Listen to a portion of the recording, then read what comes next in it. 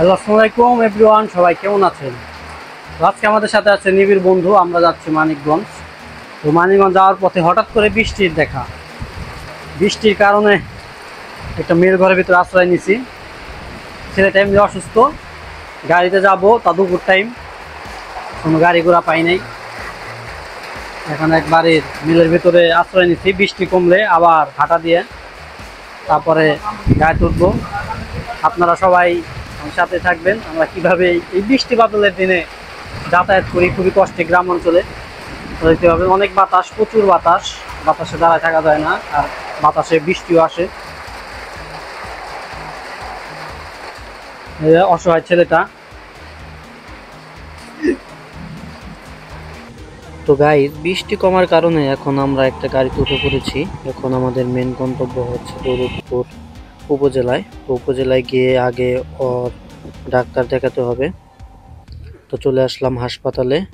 অনেক সিরিয়াল, তো ও ভিতরে সিরিয়ালে দাঁড়িয়ে আছে, আমি বাইরে বসে আছি।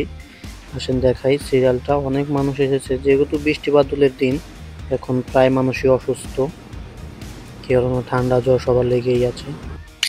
তো ডাক্তার দেখে একটা টেস্ট দিয়েছে, যে টেস্টটা আমাদের দৌলতপুরে নেই, তাই এটার জন্য আমাদেরকে আবার সদরে যেতে হবে, মানিকগঞ্জ সদরে। তাই এখন আমরা একটা সিএনজি নিয়ে উঠে পড়েছি।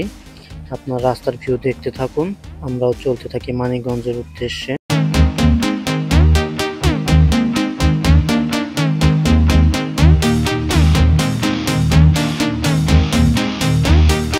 তো মানিকগঞ্জ আস্তে আস্তে যেহেতু বিকাল হয়ে গেছে, তাই আমরা হালকা কিছু খেয়ে নিচ্ছি।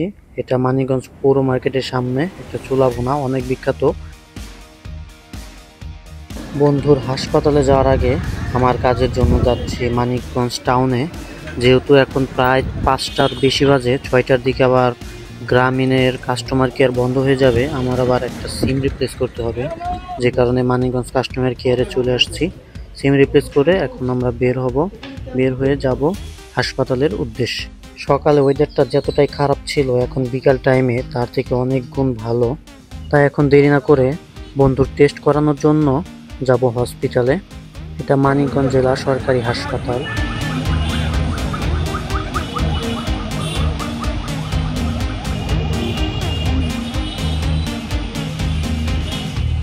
হাসপাতালে যাচ্ছি, এই যে রুগী, হ্যাঁ, রোগীর সমস্যা, রোগীর পুষ্টি নাই শরীরে, রোগীর ঘন ঘন জ্বর আসে। টেস্ট করানো শেষ, যেহেতু রিপোর্টটা দিতে কিছুক্ষণ দেরি হবে, তাই ভাবলাম আমরা কিছু নাস্তা পানি করে আসি। নাস্তা পানি করে আশেপাশে একটু ঘুরঘুর করছি আর কি।